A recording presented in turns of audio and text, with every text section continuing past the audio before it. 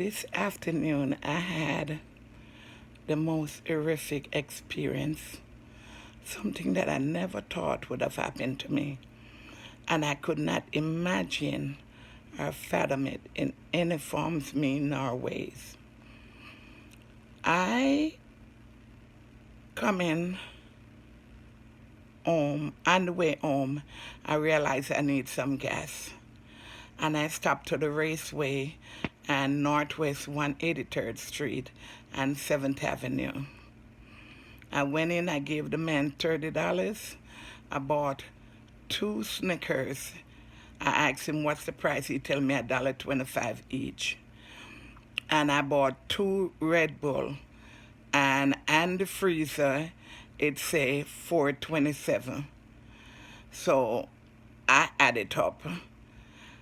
And I gave him $30 and told him, if you don't mind, can he put the rest in gas in my truck at pump 5? He said, okay, no problem. I went to pump the gas, and when I went to pump the gas, I got $21.97 in gas. And I said, oh, it must be a mistake because he didn't put all the gas and the pump, because I did not spend $8.07 in there. So I went back in a neutral mind frame, not thinking it would be any issue. And I asked him, I told him, I said, oh, I only got $21.97 worth of gas. There, so you owe me some change. He said, no, you bought two candy bar and you bought two Red Bull, and that's it. I said, sir, I can add. You're making a mistake. Listen, the two candy bar is $2.50 because you tell me it's $1.25 each. And then the two Red Bull is $4.27. In my calculation and most people's calculation, that is $6.77. So you owe me $1.26. And I said, oh, by the way, you didn't give me any receipt. Can I have the receipt? And he reached for the two pieces of paper, looked like a receipt. And I presume it was my receipt. And say, you want your receipt? And he rolled it up in his hand and throw it in the garbage by his feet behind him. Not an area I can go because he has a big plexiglass there. So even if I wanted it, I could not have get it. So I said, sir, why are you behaving like this? All I did, I come back in and tell you that I need my additional change. And the man picked up a spray bottle and started to spray the plexiglass. Where he's spraying is not reaching me because it's a big, thick plexiglass. And say, get out of here, with an explicit FM. And I say, sir, it's no need to talk to me like that. I am a mother. My kids, them respect me. I'm a neighbor.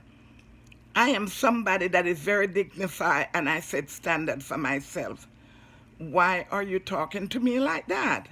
All I did was come back in for my change. It is my right, it is my money, and I need it. I want it. I should be the one that determines who has my money, which it should be me. Still not a grievance lever, because I think he was just trying to be stubborn or something. I don't know what was going on with him. Then he tell me, get my effing ass out of the store again. And I said, okay, I'm going to call the police. He said, I'm going to call the police. And he started calling the police. And I walked to, well, I presume he was calling the police. I walked to my vehicle, get my phone, and also call the police. But before I even got off the phone, there were two cars speed up in the gas station. And I asked them if they're here about the incident with my change. And one of the officer, his name is J. Yanes, Yanes. While I'm talking to him, he said, Corona, Corona. And I said, excuse me, sir? What do you mean, Corona, Corona, looking at me? And he said, someone called and said, somebody is here with coronavirus. And I say, that wouldn't be referring to me. First of all, I don't have it. And second of all, you're supposed to come here and neutralize the situation, not try to instigate the situation. And when I said that, I say, I am hard of hearing in one of my ears. If I'm talking a little strong, it's because of that. I'm not screaming, I'm not yelling, I'm not doing none of those nice stuff. And then the other officer, C. Romer, R-O-M-E-R-O, Romero, he walked up. He was more of a peaceful nature, as if he comes to neutralize the situation, not to excel it. And then the man came out and gave me $1. And I said, sir, you owe me more than $1, and I want every penny that you owe me. And you wouldn't believe, the officer, what is Yanes? J. Yanes, Y-A-N-E-S. He opened his trunk and said, how much more the man owe you? I said, I think it's about 27 cents. And he was taking some change out of his car to give me. I said, sir, what is the issue? Why you treating me like that? I already been victimized by this other man. You are the civil servant that I look towards, that to create a more peaceful environment and to protect people like me from people like him.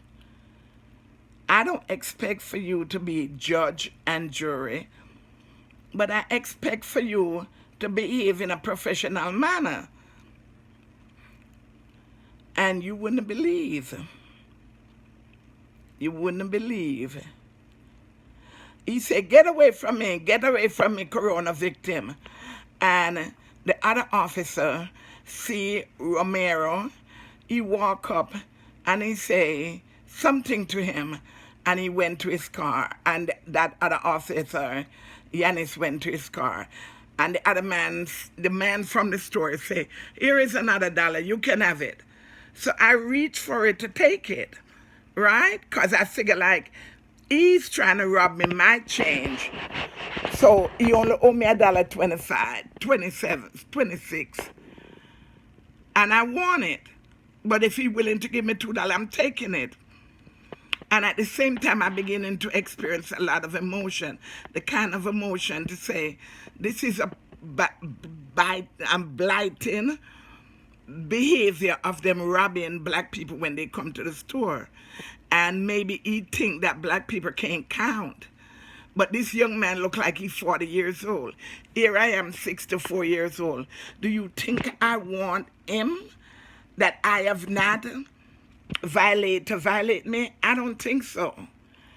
And do you think I want him to call officer and say that I have coronavirus? And then the officer come telling me must get away because I got corona in that kind of manner? I'm a decent individual that set standard for myself. I didn't expect nothing like that. I definitely didn't expect anything like that. However, although he gave me the $2, I said, I want a police report written up about this because I would definitely violate it. And the one that is Yanes, the officer, J. Yanes, Y-A-N-E-S, he walked up and said, I do the report. He said it in a real calm voice. And I said, actually, I prefer if Mr. Romero do the report because you came up and you was insulting me and talking to me in a non-dignified way. And of course, I'm not going to get irate with you because it's not of my nature. Plus, I don't want nobody killing me. And the way you act is like you determine what right I have and which right I don't have, and I don't think that's right. And Mr. Romero said,